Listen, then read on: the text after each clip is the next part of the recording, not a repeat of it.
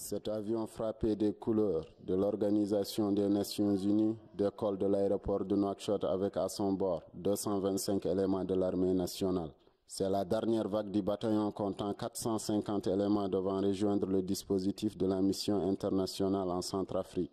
Dans quelques semaines, un complément de 300 éléments les rejoindront là-bas. Sur demande des Nations Unies, la Mauritanie a effectivement accepté d'augmenter sa participation pour suppléer au départ des Congolais auxquels on rapproche de mauvais comportements vis-à-vis des civils. 700 militaires et 120 gendarmes en Centrafrique, 140 gardes en Côte d'Ivoire et des dizaines d'observateurs au Mali, au Darfour et ailleurs sur le théâtre des opérations du maintien de la paix dans le monde.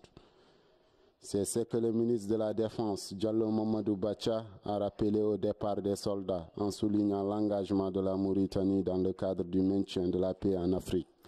Le ministre a appelé les soldats à faire preuve de responsabilité, de morale et de valeurs mauritaniennes vertueuses et originales pour sauvegarder la réputation de leur pays au sein des nations tout en affirmant qu'ils ont été bien formés pour leur mission. Profitant de la cérémonie à laquelle participait le chef d'état-major des armées, le ministre de la Défense a précisé que l'envoi de ces troupes n'affecte en rien le dispositif de défense du pays qui est pris en charge entièrement par l'armée nationale sans aucune intervention extérieure. Il n'y a aucune force étrangère qui intervient en Mauritanie.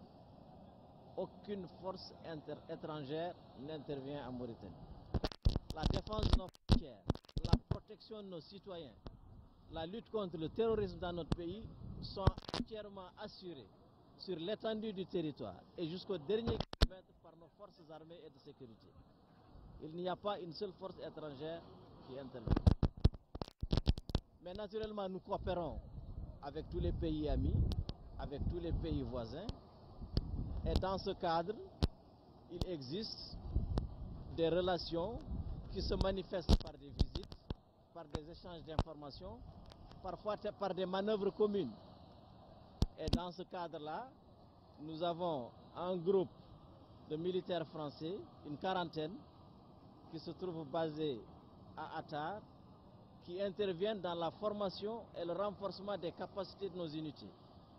Donc ils nous aident à assurer la mise à niveau de nos unités dans certains domaines. Et concernant les informations reprises par certains médias sur l'éventualité d'encadrillage du dispositif Barkhane dans le territoire mauritanien, le ministre est formel. Nous coopérons avec Barkhane dans le cadre de la coopération que je viens d'évoquer, bilatérale, mais nous ne faisons pas partie du dispositif intégré de Barkhane. Nous ne faisons pas partie du dispositif opérationnel intégré de Barkhane. Cela veut dire que Barkhane n'intervient pas dans notre territoire, ils n'ont jamais d'ailleurs intervenu, et il n'y a d'ailleurs pas de raison qu'ils interviennent. Rappelons que cet envoi de troupes intervient au moment où la présidentielle centrafricaine vient de s'achever dans le calme et où l'Union africaine vient de nommer l'un de nos compatriotes comme représentant spécial. La mission des Nations Unies en Centrafrique, MINUSCA, compte 10 000 hommes. Sa présence participe à la normalisation de la vie dans ce pays déchiré par une guerre civile qui oppose les communautés entre elles et qui a occasionné des exactions meurtrières.